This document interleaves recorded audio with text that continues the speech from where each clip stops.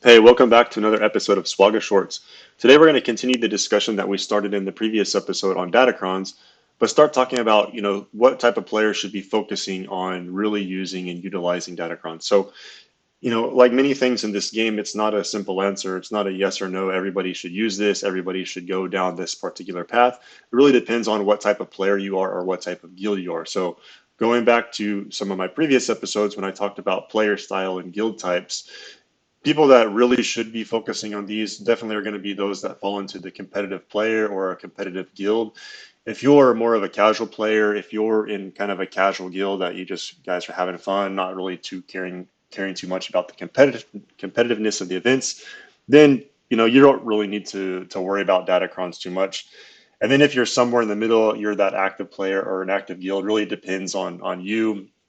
If you lean more towards the line of becoming competitive, yeah, you should focus on datacrons. If you're someone that's just active, but don't really care about trying to be the best in every different event, every different game mode, then you probably don't need to worry too much about datacrons. So that's kind of in general how I would say who should be focusing on datacrons. Now, if we start also looking at the size of the accounts, or if we talk about Grand Arena specifically, in Grand Arena, if you're someone that's playing in Kyber 1 or Kyber 2, 100% you have to have a big focus on Datacrons.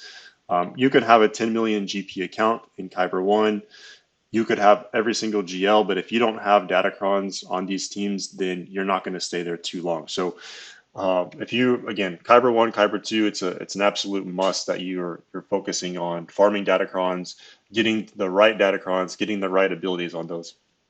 Now, if we kind of go one level down to the, Kyber 3, Kyber 4, maybe Kyber 5, whether you need Datacrons or not, again, it's kind of depends on where you are in your account. So if you're that same type of account that's 10 million GP, you have all the GLs, you probably don't need to focus too much on Datacrons. Yes, it will help your competitiveness. It will help you get up higher to, maybe Kyber 2 or Kyber 1, but you're still going to be able to bully a lot of accounts at that size in Kyber 3 or Kyber 4. If you're someone like me on my account that I have just over 6 million GP, I have two GLs working on my third, currently in Kyber 3, then really for me to one to be in Kyber 3 and to stay in Kyber 3 or stay in Kyber 4, I have to have a focus on Datacrons. There's just no way. Like every person I'm going against has usually 2 to 4 more GLs than I have. They have anywhere from like 3 to 4 million more GP. So like let's just take a look quickly, the types of people that are around me that I'm going against in Kyber 3. So again, I think I'm 6.3 million GP. Yeah, so 6.3. I have Kenobi, I have JML working on Java. But if I look at these people that are, directly around me, here's a guy that's, 9 million GP. Um, Here's a person that's 7.7. That's not too much higher than me, so that's doable. Another 9 million, 8.8, 9.1. So you see, like everyone is kind of that level. They are all are gonna have 4 or 5 GL. This guy has like what 6 GLs here. So this is what I am typically facing in Kyber 3 and Kyber 4. And like I mentioned before, I'm very bad at Grand Arena.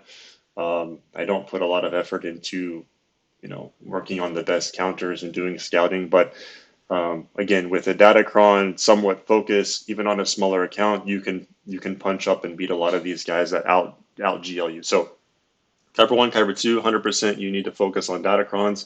Kyber 3, Kyber 4 really depends on how your account is. If you're lower than that, obviously, if you're a competitive player, you're looking to move up in the Grand Arena ranks, then yes, having a focus on Datacrons will really allow you to to do better, to punch up against players with much more GP or many more GLs than you. So definitely put a focus on that. Now, when it comes to guilds, if you're in a guild that's very competitive on territory wars, then they're going to require you to have a big focus on Datacrons, probably want you to farm to try to get specific ones. So again, competitive guilds are going to have that focus.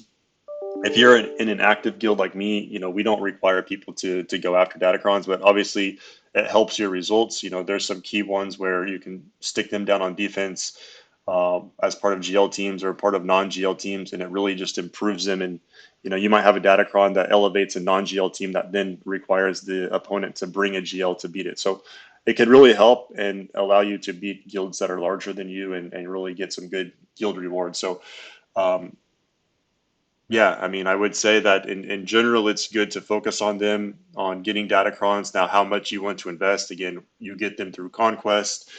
You can farm them, at the end of the nodes. We'll talk about that, but in another episode. But I think it just depends on how many crystals you want to invest on continuing to farm them and getting the reroll mats. But in general, the high end players, they're definitely required now. It's really part of the game.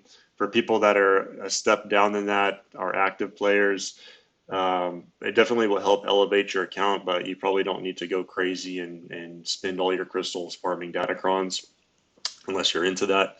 And for the people that are more casual, I wouldn't even worry about them. You're going to get some as you go through Conquest, have fun with them, but it's just because of how your play style is, maybe how your guild play style is. It's not something to worry about and put too much effort into. So those are my thoughts kind of on who should focus on Datacrons. The next episode, we'll try to talk about how I go about farming them, and then I'll have some people on to talk about maybe how they focus on them, how they get their guild to focus on them. So go ahead, remember to like and subscribe to the channel somewhere up there, and I will see you in the next episode. Thanks.